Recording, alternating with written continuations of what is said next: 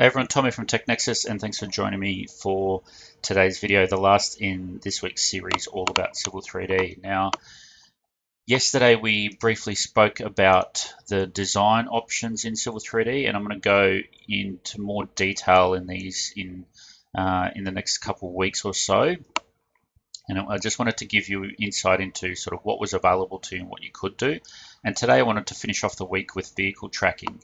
Now, if you're a subscriber to the Autodesk AEC collections, you will have access to this. It is not an icon that you install and see in your desktop. It sits just on top of AutoCAD as another palette option in here, under the ribbon. And being that it is AutoCAD based, we can use it in anything that is one of the AutoCAD verticals in the AEC collection. So we can use it in just plain old vanilla AutoCAD. We can use it with Plant. We can use it with AutoCAD Architecture. We can use it obviously with Civil 3D as well. But as long as it's AutoCAD, AVT will sit on top of it. Now, before we get going into sort of having a look at the options in here, you probably need to have a look at the settings. So this wizard here will go through each of the different options for units and layers and limiting options as well. And if you click on advanced, it'll take you to sort of a bit of a deeper dive into the dialog box and what what you can change and set up. And there's also on the flyout, you've got system drawing settings, importing and exporting vehicle data there as well.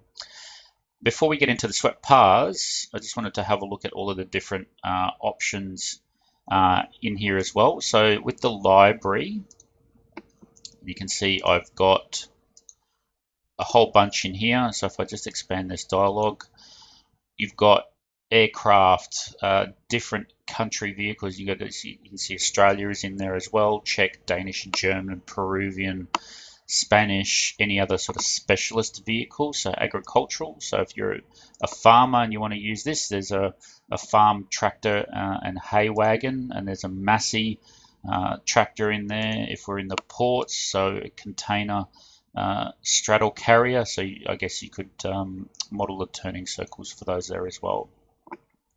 If you need to, you can go through and fire up the vehicle wizard, and it'll give you a whole bunch of options in there that you can go through and edit the settings. So you can see there's one down here already that we can just go through and make as one of our vehicles that we want to use. So if something custom, there's no reason you couldn't have a go at adding your own there as well. So for this exercise, so I'm just going to expand this a little bit. So I've got this design prime mover as my default. If I wanted to use cars, I can come down here and click on cars as default, but I want to make the prime mover as my default vehicle.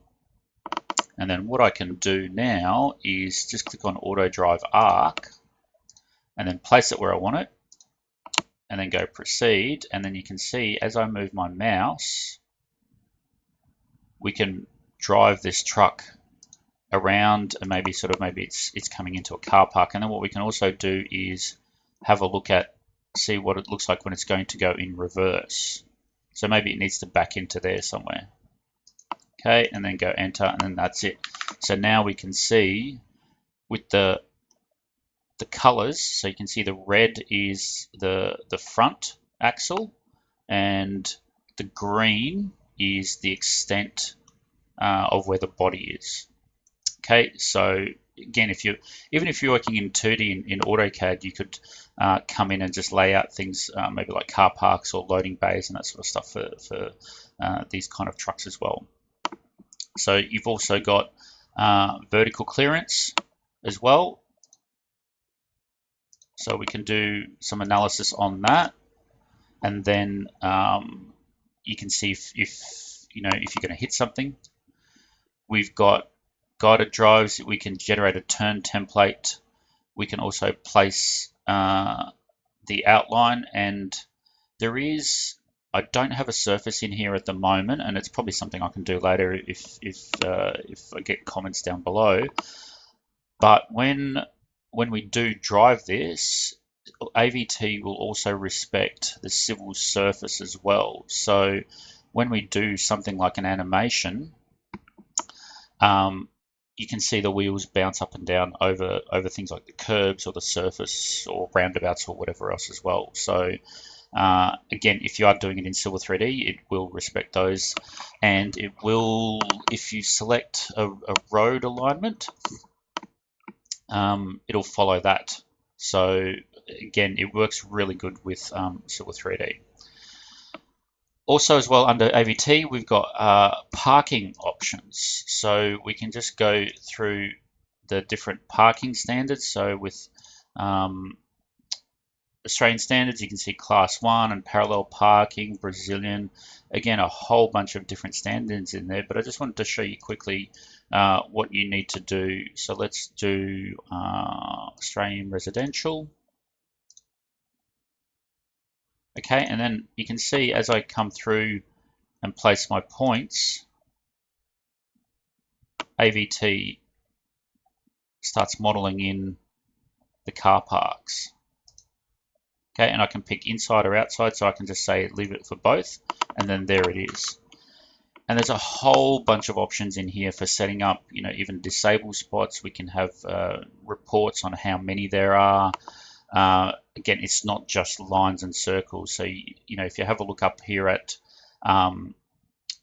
the parking options up here, you've got the standards, a parking report, creating access roads, editing the rows, joining them.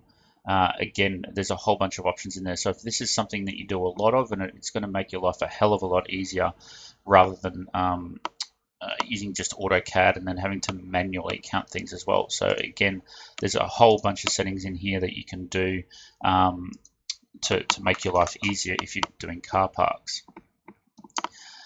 And then lastly for today, I just wanted to look at roundabouts. So what I'm going to do is I'm just going to do a couple quick alignments first. And I did this briefly the other day with my design options within Civil3D. So if you're watching yesterday, you would have seen me do some of these as well. So what I want to do is now go to the vehicle tracking, go add roundabout. Okay, and then I can come through and add the alignments, and now we've got that roundabout in there. Okay, and whatever I do with that, you can see it all sort of changes on the fly. Okay, so you don't need to go back and rebuild any of these. So again, in the sort of civil design space terms, if you do a lot of roundabouts, you can come through and use the wizard here, I guess, if you want to call it. There's, again, similar to the swept paths and the parking, there's standards in here as well, so we can go through and have a look at, you've got Austroads in here, Brazilian, British, French, generic, all of those kind of things in there as well. So again, you can set up standards. And then lastly in here, we can animate. So if I set it up right, so yeah, and then I can come in here and click on play, and then it's probably a bit hard to see on the screen, but we can follow our truck as it does its turns. And then that way you can get an idea on what it's going to look like when it does actually drive. So that's it for today. So thanks for watching. Thumbs up if you liked the video, thumbs down if you didn't, but please do subscribe to my channel. Click on the bell icon for daily notifications of all my videos, and I'll see you next week for some more videos.